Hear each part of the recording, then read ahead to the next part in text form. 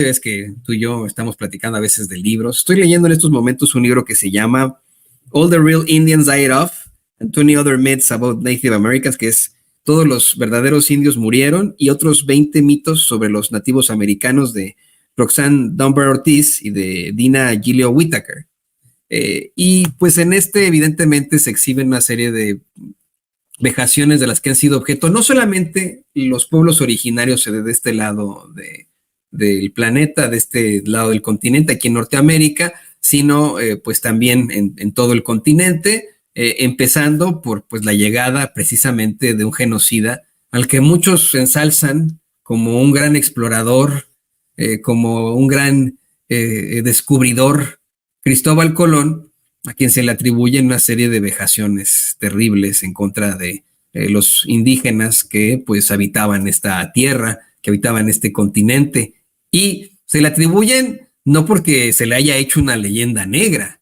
Este libro es muy claro y muy específico en declaraciones que hace el mismo Cristóbal Colón sobre cómo es que desde que llegó a lo que hoy es República Dominicana y Haití, pues divisó la idea de, más allá de obtener oro, que era pues su idea, esclavizar a los pueblos originarios de este continente, pensando que había llegado a las Indias, lo que le conocía como las Indias, que es ahora pues la India.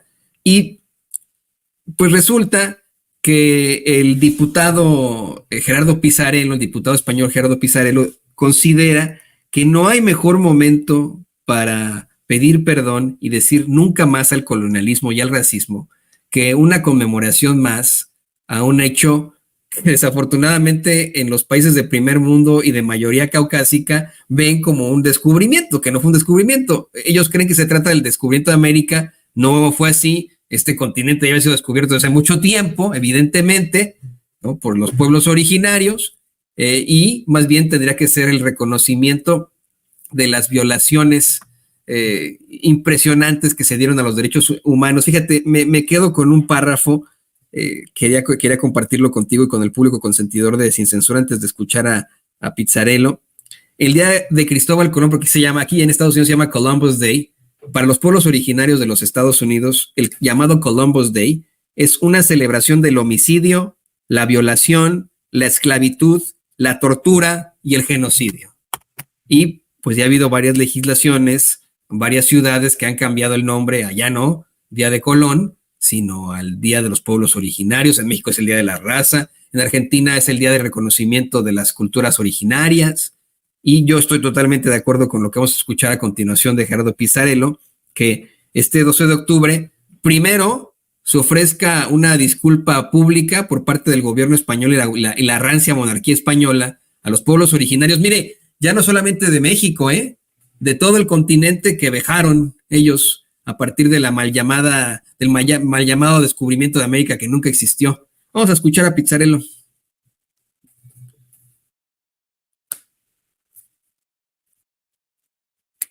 Avergüenza ver la reacción soberbia, arrogante de Vox y del Partido Popular a la petición de la presidenta Claudia Sheinbaum de que se pida perdón a los pueblos indígenas de México por los crímenes coloniales. En pleno siglo XXI parece que las derechas radicalizadas le hablan a América y le hablan a África como si fueran los nuevos encomenderos. Actúan como si estuvieran orgullosos de las matanzas y torturas de niños, de mujeres, producidas durante la conquista. Por lo tanto, digámoslo claro, alguien que mantiene esa mirada racista y clasista sobre el pasado no puede tener una mirada respetuosa y fraternal sobre el presente y sobre el futuro. Quienes mantienen esa mirada racista y condescendiente con otros pueblos son los mismos que desprecian a sus propias gentes. Por eso da igual que sea la Casa Real, el Ministerio de Exteriores o el presidente del Gobierno. Hay que pedir perdón, como han hecho otros países con pasado colonial. Hay que pedir perdón, como acaba de hacer la propia presidenta de México respecto de los crímenes de Estado cometidos en su país en 1968. Y el 12 de octubre es una ocasión propicia para hacerlo, para reconocer los crímenes del pasado y para trazar un nunca más al colonialismo y al racismo, para abandonar la soberbia y poner por delante los lazos de amistad, de respeto que nos unen a millones de mujeres y hombres del otro lado del océano. México, en nombre de todos los pueblos de América Latina y de África, nos ha dado esa oportunidad y este 12 de octubre hay que aprovecharlo. Para darle un poco más de contexto, querido Ricardo, querido público consentidor, quiero compartirle lo que escribió Colón en su bitácora tan pronto llegó a esta isla que después conocían como la Española, si no me equivoco. Bueno, cuando llegó ahí a República Dominicana y Haití. Esto lo escribió él, esta es su memoria, este es su bitácora, no le estoy inventando yo nada, ni estoy tratando de satanizar a un personaje, esto lo escribió él. Escuche. Nos trajeron loros y bolas de algodón y lanzas y muchas otras cosas que nos cambiaron por las cuentas de cristal y los cascabeles de los halcones.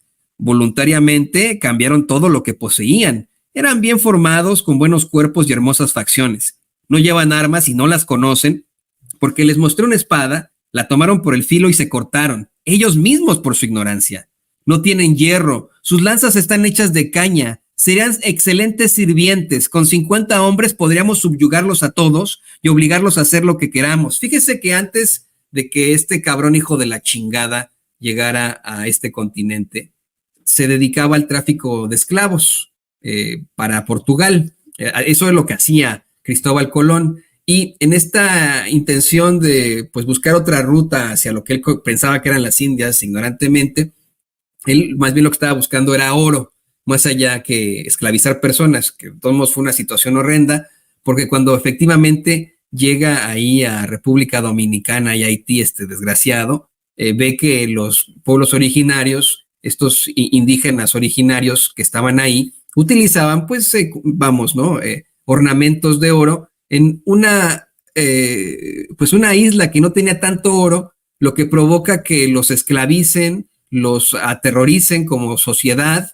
hacen que ya como esclavos, mediante la llamada encomienda, les tengan que dar ciertas cuotas de oro, o si no, empiezan a aterrorizar a sus familias, a matar a sus hijos, a cortarles las manos, al grado de que llegaron a exterminar al 95% de la población indígena en esta zona. Se reportan pues suicidios masivos, infanticidios, debido al terror que les causaba la crueldad de los españoles y de pues en ese momento Cristóbal Colón. Yo, Ricardo, no sé qué opines tú, totalmente de acuerdo, no solo en que se ofrezca una disculpa, sino que se tiren todas las estatuas de Colón que se encuentren en cualquier parte del mundo, que no se vuelva a recordar el nombre de este sujeto como un navegante explorador, sino como el genocida hijo de la chingada esclavista que era, así como Hernán Cortés y muchos otros. Creo que es un momento en el que la historia tiene que reescribirse por lo que verdaderamente ocurrió. E insisto, ahí están los datos. Esto lo escribió Colón, todo esto lo dice la gente que lo conoció. Fray Bartolomé de las Casas, ahorita nos lo va seguramente a comentar Ricardo Sevilla, lo explicó, explicó estas vejaciones claramente. ¿Cómo se llamó? Creo que se llama el Tratado de Indias, ¿no? Es algo que no nos estamos sacando de la manga. Tiene que reescribirse la historia no con lo que dijeron los vencedores, sino con lo que verdaderamente es, y tiene que haber reparaciones. Te escuchamos, Ricardo. Así es, mi querido Toño, pues tocas un tema muy apasionante para mí y yo creo que para todo mexicano. Yo creo que voy a lanzar una pregunta provocadora, pero Octavio Paz decía, y no se equivocaba, aunque no tenía toda la razón en el laberinto de la soledad, que nosotros somos los hijos de la chingada. Se refería a que somos hijos de la violada. Somos hijos, por un lado, decía Octavio, siguiendo a Samuel Ramos, hijos de la Malinche o de Malintzin, y por un lado, e hijos de Hernán Cortés. Pero resulta que el padre violó a la madre, y yo creo que nunca un hombre debería violar ni violentar a una mujer, y todo eso, como tú bien apuntas, Toño, lo vemos expresado en sus propias palabras. Estas no son mitos, no. Decía Leo Perutz, un gran escritor al que yo admiro bastante por su ironía y por su claridad, que para que tú puedas exhibir a una persona, lo único que tienes que hacer es ponerla frente al espejo. Si usted quiere saber todas las cochinadas que hizo este sujeto, aquí las tiene, en el diario de a bordo de Cristóforo Columbus. Aquí le ponen Cristóbal Colón porque está castellanizado, pero era un aventurero. era un aventurero, buscador de oro, genovés, era italiano, y aquí vienen todas las atrocidades en el diario de a bordo. ¿Quiere saber más chingaderas? Lea usted este otro libro, Las cartas de relación, de Hernaldo Cortés. Aquí va a encontrar, como dice Toño, por su propia lengua, todas las atrocidades que hicieron, así que deben pedir perdón, por supuesto, más a Gomara, aquí está, porque le hemos entrado esto, aquí va a encontrar usted cualquier cantidad de atrocidades, que es la conquista de México, Tenochtitlán. Este tipo de obras y otras muchas van a enriquecer a usted en su visión, y estos personajes en estos diarios van contando todas las masacres, todas las humillaciones, todas las vejaciones, todas las violaciones, todos los saqueos, y se ponen como mártires. Evidentemente, pues de eso no quiere hablar absolutamente nada Enrique Krause, que prefiere irle a besar los tompiates a la corona española.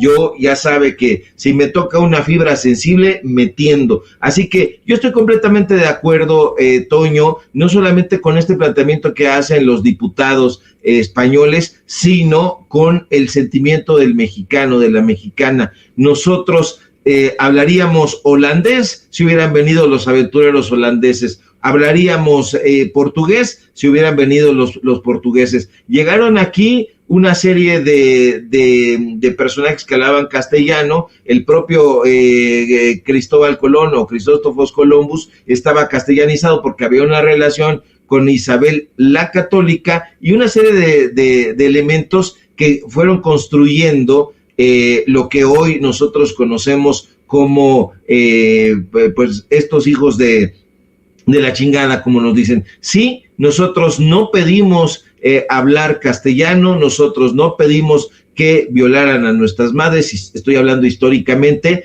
pero ahí están todos esos elementos, y si la corona española se siente, y si los intelectuales españoles o los escritores ramplones como Arturo Pérez Reverte se ofenden, pues perdóneme, Toño, pero que con su pan se lo coman, y dirían aquí en mi barrio, me lo acaba de decir una persona que pasó allá, no lo dije yo, me dice que vayan y chinguen a su madre. Eso me lo dijo un vecino. Estoy haciendo mi disclaimer para que no me vaya usted a decir que estoy diciendo malas palabras, pero la verdad, y también de mi parte que vayan y chiflen a su flauta, Toño. No, yo quiero insistir que hay un señor que se identifica como Dradek, creo que dice que estoy exagerando, que a Colón nada más lo hicieron a un lado. No, hasta que se murió a Colón lo tenían como capitanísimo de todas estas expediciones, hizo y deshizo cosas horribles. Y ahí está la bibliografía que le está presentando Ricardo Sevilla. Además, quiero insistir hasta el cansancio en que no es una exageración sin prueba, no es tal vez un rechazo hacia lo europeo, ¿no? O sea, ese no es el caso de esta situación. Son las mismas memorias de Colón, como bien lo plantea Ricardo Sevilla, son las cartas que tuvo Fernán Cortés con el rey y que han sido ampliamente evidencia. Ellos en su momento, el tiempo en el que ellos vivieron, efectivamente, creían que lo que estaban haciendo era correcto, ¿no? O sea, de verdad, y pensando que lo que hacían era correcto, como por ejemplo hoy el genocidio que se lleva a cabo en la Franja de Gaza, que no va a ser recordado como algo correcto, obviamente, para la historia, como este caso, ¿no? Obviamente, al pasar de los años tuvieron que ser exhibidos. Y mucha gente me dice por ahí, Ricardo, querido público consentidor, es que ustedes deberían estar agradecidos de que al menos el Imperio Español se mezcló con sus violaciones, claro está, ¿no? Violaciones sexuales con los indígenas, y de ahí salió el mestizaje, porque en otros países hubo exterminio. Todo esto se dio por distintas razones. Se da por cuestiones climáticas en Norteamérica, por ejemplo, que no pudo haber este tipo de mezcla, de este tipo de mestizaje. Se da también por la diferencia entre las culturas. El Imperio Mexica era, pues, evidentemente una cultura muy avanzada, muy desarrollada, con sus propias instituciones en las que, hasta cierto punto, efectivamente, por cuestiones de poder y de poder obtener tierra, y esto también se trata en este libro que le acabo de comentar, con la finalidad de que hubiera un vínculo incluso sanguíneo, y hubo matrimonios entre nobles europeos, nobles españoles y nobles indígenas. O sea, esa es la única realidad. No es que nos hayan perdonado, ¿no? O que ese imperio haya sido muy bueno, todo lo contrario. Mientras acá efectivamente había exterminios horrendos por parte de los recién llegados acá a estas tierras en Norteamérica, en el imperio español utilizaba una figura espantosa llamada el aperramiento, con el que perros enormes de caza pues eran utilizados para torturar a muerte a una persona cautiva, en este caso nuestros pueblos originarios. Entonces, las vejaciones se dieron al por mayor, y ahí están las evidencias de la gente que los conoció, de ellos mismos, de sus propias declaraciones de puño y letra. Querido Ricardo, bueno, efectivamente es un tema que nos apasiona muchísimo, pero vamos a tomarnos una amlodipina y continuamos. La culpa la tiene mi mamá, Toño, porque tenía dos opciones: enviarme a la primaria Cristóbal Colón, y decidió enviarme a la primaria Tonalamatl. Yo estudié en la escuela primaria Tonalamatl, el calendario de los días. Qué rica historia es el Tonalamatl, ya se lo contaré en algún momento, y yo fui toda mi primaria en el Tonalamatl, así que estoy muy agradecido por eso, y deben de tener vergüenza las élites españolas. Estábamos hablando de esto que dice Toño, de que estamos en contra y rechazando a los europeos, ni el gen europeo, ni nada de esas tonterías tan reduccionistas. Estamos hablando de que deben de pedir perdón, porque desde la época esta de la conquista espiritual y de la imposición del idioma castellano no han dejado de chingar, o sea, y se lo podemos ir presentando momento a momento. Aquí muy cerca estaba el canal de Santa Anita, que en las crónicas de Guillermo Prieto él presentaba como muy similar, y que no, en belleza no le pedía absolutamente nada allá al canal de Venecia. Lo describía el más bello, y por ahí lo recorrió en algún momento el propio presidente Benito Juárez. Pues bueno, ¿qué hicieron las grandes compañías, los grandes corporativos? Arrojar tierra, arena y pedazos de piedra sobre el canal de Santa Anita, sobre el canal de Miramontes, sobre el canal de La Viga. Hoy ya no tenemos ese tipo de comunicación fluvial que se podría haber tenido con un esfuerzo, ¿no? Entonces, no es solamente todas esas atrocidades que se cometieron durante la conquista, sino que han ido jodiendo hasta llegar a nuestros días, y si no, pregúntele ahí al señor Enrique Krause, que estaba metido en el Consejo de Administración de Grupo Santander, si no, pregúntele al Banco BBVA, al famoso Bilbao Vizcaya.